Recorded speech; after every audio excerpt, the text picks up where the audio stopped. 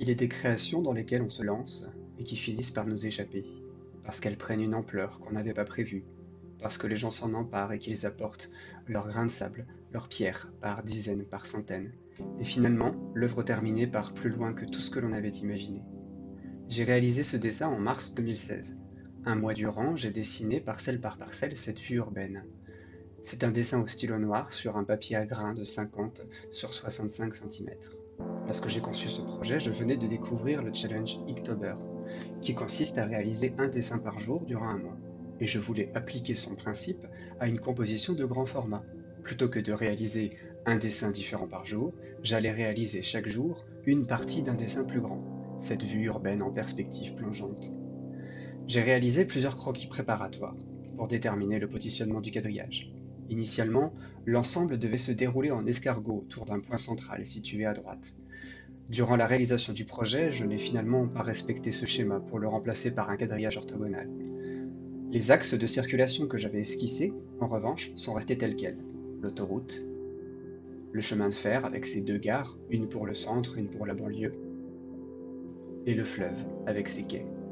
J'ai aussi respecté le type des zones que j'avais projetées initialement, zones résidentielles et commerciales, quartiers pavillonnaires et banlieues, centre-ville.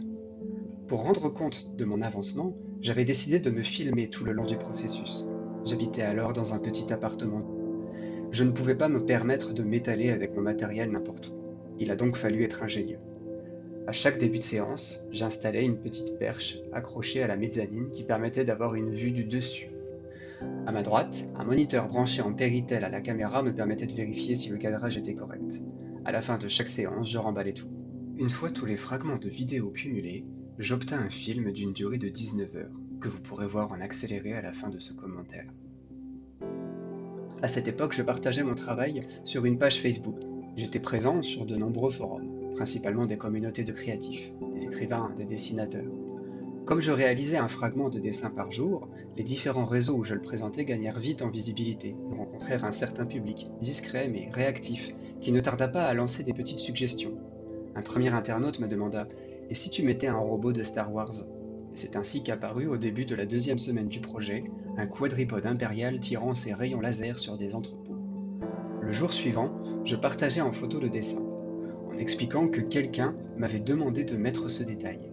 À partir de là, je n'eus plus rien à faire. La consigne s'était écrite toute seule et le projet s'emballa sans même que j'aie à le présenter. Les internautes me suggéraient des détails, je les incorporais, puis je récoltais de nouvelles propositions pour les intégrer plus tard. Une sorcière sur un balai, un Pac-Man qui mange des piétons, un prince qui tente de rejoindre une princesse sur la façade d'un immeuble, un chien qui promène son maître, une DeLorean.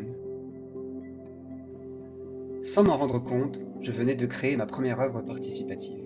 Enfin, quelque part, ce n'est pas moi qui l'ai créée, elle s'est créée toute seule. Elle a été créée par les internautes. Seul, je n'aurais sûrement pas eu l'idée d'accrocher King Kong à la tour de l'horloge. Je n'aurais pas pensé à ajouter ce bébé qui joue avec le train.